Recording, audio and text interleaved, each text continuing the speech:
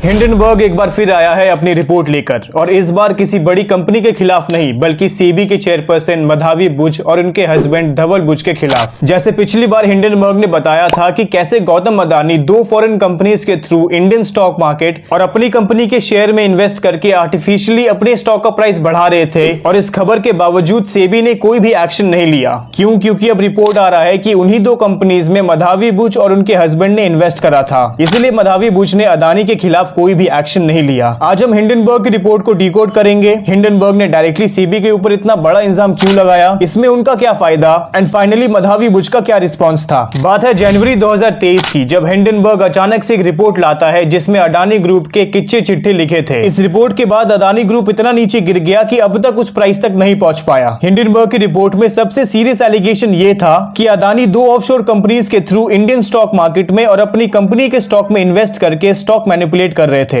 और हिंडनबर्ग की इस रिपोर्ट को दुनिया की 40 अलग अलग मीडिया आउटलेट ने इन्वेस्टिगेट करा, बट सेबी जो इंडियन स्टॉक मार्केट रेगुलेटर है इस पर कोई भी एक्शन नहीं लेती है, जिससे हिंडनबर्ग सेबी के इस फैसले से नाराज होते हैं। इनफैक्ट 27 जून 2024 को सेबी ने हिंडनबर्ग को नोटिस भेजा कि आपने जो रिपोर्ट दिया था वो उतना डिटेल नहीं था, आपको और रिसर्च करके रिपोर्ट भेजना चाहिए था। जिस पर हिंडनबर्ग ने कहा कि उन्होंने 106 पेज की रिपोर्ट भेजी थी, जिस पर सेबी ने एक भी फैक्चुअल मिस्टेक नहीं बताया, और वो बहुत ऑड फील कर रहे हैं क्योंकि सेबी जो फ्रॉड पकड़ने के लिए है वो इतनी बड़ी एंटिटी के ऊपर एक्शन क्यों नहीं ले रही। और सिर्फ हिंडनबर्ग ही नहीं, पूरे देश को समझ नहीं आ रहा था कि सेबी कोई एक्शन क्यों नहीं ले रहा, क्योंकि एज पर हिंडनबर्ग खुद सेबी की चेयरपर्सन मधावी बुच और उनके हस्बैंड इस घोटाले में इन्वॉल्व थे, इसलिए गौतम अदानी के ऊपर कोई भी एक्शन नहीं लिया गया। तो देखो, हिंडनबर्ग ने अदानी के ऊपर इल्जाम लगाए थे कि अदानी दो फॉरेन कंपनीज के थ्रू इंडियन स्टॉक मार्केट और अपनी कंपनी में इन्वेस्ट करके स्टॉक का प्राइस बढ़ा रहा है। पहली company GDOF global dynamic opportunities fund, जो बरबुडा में था। इस फंड में गौतम अदानी के भाई विनोद अदानी पैसा लगाते थे, और GDOF वो पैसा लगाता था मॉरिशस वाली कंपनी IPE प्लस फंड में, और इस फंड के थ्रू इंडियन स्टॉक मार्केट और गौतम अदानी के स्टॉक में इन्वेस्ट करा जाता था, जो एक इलीगल तरीका है स्टॉक मार्केट में इन्वेस्ट करने का। नाउ हियर्स द ट्विस्ट, इन दोनों कंपनीज में सेबी की चेयरपर्सन मधावी बुच और उनके हस्बैंड धवल बुच इन्वेस्टेड थे 2015 से, और 22 मार्च 2017 को धवल बुच एक ईमेल करते हैं कि IPE प्लस फंड में मैं और मधावी बुच हम दोनों का जॉइंट अकाउंट है, लेकिन आज से हम चाहते हैं कि ये सारा स्टेक मेरे नाम पर कर दिया जाए, यानी कि पूरा इन्वेस्टमेंट अब सिर्फ धवल बुच के नाम पर होगा। और ऐसा इसलिए करा गया क्योंकि ठीक उसके 2 हफ्ते बाद यानी कि अप्रैल 2017 में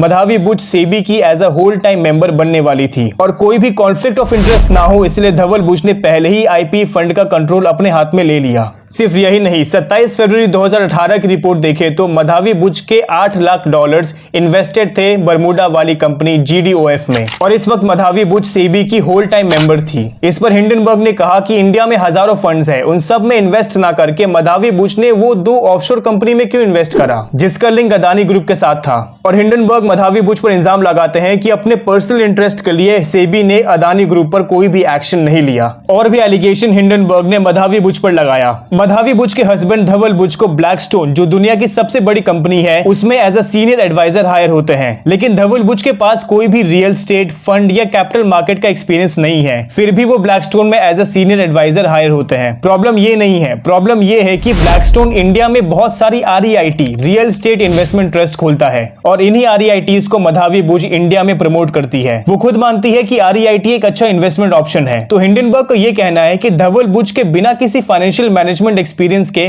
उन्हें ब्लैकस्टोन में हायर करा गया, और वही ब्लैकस्टोन इंडिया में REIT को लाता है जिसे मधावी बुच प्रमोट करती है। तो ये एक indirect conflict of interest Hindenburg दिखाना चाहता था। लेकिन सवाल यह आता है कि इस बार हिंडनबर्ग ने सेबी पर क्यों अटैक करा, इसमें उनका क्या फायदा।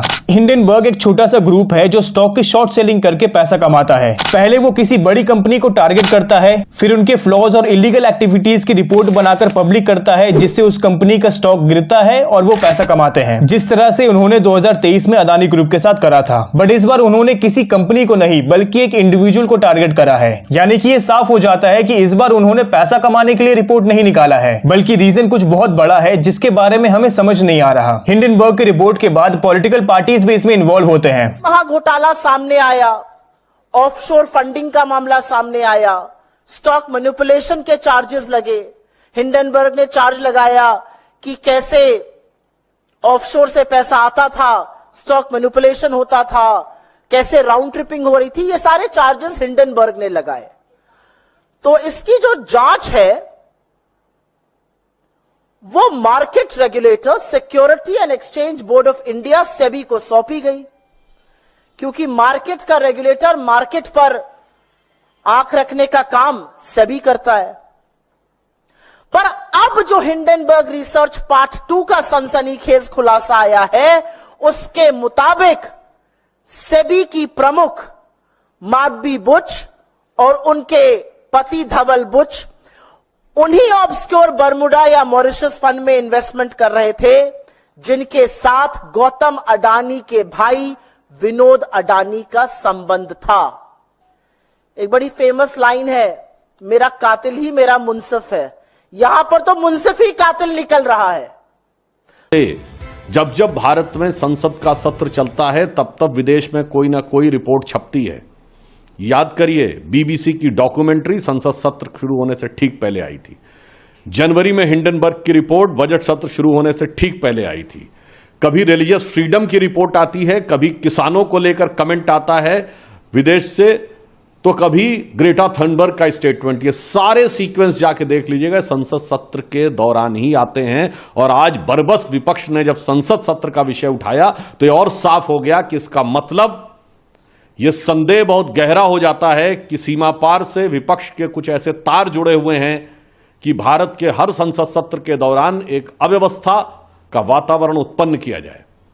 और यह बात हम गंभीरता से कह रहे हैं कि विपक्षी दल भारत में अस्थिरता और अराजकता उत्पन्न करना चाहते हैं। बट फाइनली मधावी बुच का रिस्पॉन्स आता है जो कि 15 पॉइंट्स में है। बट उसमें से कुछ इंपॉर्टेंट पॉइंट्स, जैसे कि मधावी बुच कहती है उन्होंने आईपी फंड में एक दोस्त के कहने से इन्वेस्ट करा था, जो उस वक्त उस फंड के सीआईएफ थे, और आईपी फंड ने कभी भी अदानी ग्रुप में इन्वेस्ट नहीं करा है। इस पर हिंडनबर्ग का कहना है कि जिस फ्रेंड के कहने से उन्होंने आईपी फंड में इन्वेस्ट करा था, वो उस वक्त अदानी ग्रुप के साथ काम करते थे और आईपी फंड का कनेक्शन अदानी ग्रुप के साथ था। इस पर अभी भी कॉन्फ्लिक्ट चल रहा है। दूसरा पॉइंट आरईआईटीज को लेकर, तो मधावी बुच कहती है कि धवल बुच ब्लैकस्टोन के सीनियर एडवाइजर उनके चेयरपर्सन बनने से पहले बने थे, और इसलिए बने थे क्योंकि उन्होंने 14 से 15 साल तक यूनिलीवर में काम करा था। इनफैक्ट धवल बुच का ब्लैकस्टोन में कोई भी रोल इन्वेस्टमेंट या कैपिटल डिसीजंस में नहीं है, और जो भी इन्वेस्टमेंट ब्लैकस्टोन इंडिया में करता है उसे सारे बोर्ड मेंबर्स अप्रूव करते हैं, ना कि सिर्फ चेयरपर्सन के अप्रूवल से होता है। एंड लास्ट पॉइंट, सेबी ने हिंडनबर्ग को नोटिस भेजा तो हिंडनबर्ग ने उल्टा सेबी की क्रेडिबिलिटी और उनके चेयरपर्सन के क्रेडिबिलिटी पर इल्जाम लगाते हैं, जो कि सही नहीं है। इस पर गौतम अदानी का भी प्रेस कॉन्फ्रेंस रिपोर्ट रिलीज होता है कि हिंडनबर्ग का जो रिपोर्ट है वो मैनिपुलेटिव है, मिस्चीवियस है और मैलिशियस है। बट सवाल ये आता है कि कोई भी आकर हमारी कंपनी या हमारे रेप्यूटेड इंसान के ऊपर रिपोर्ट निकालता है और यहां हमारी स्टॉक मार्केट हिल जाती है, क्या ये सही है?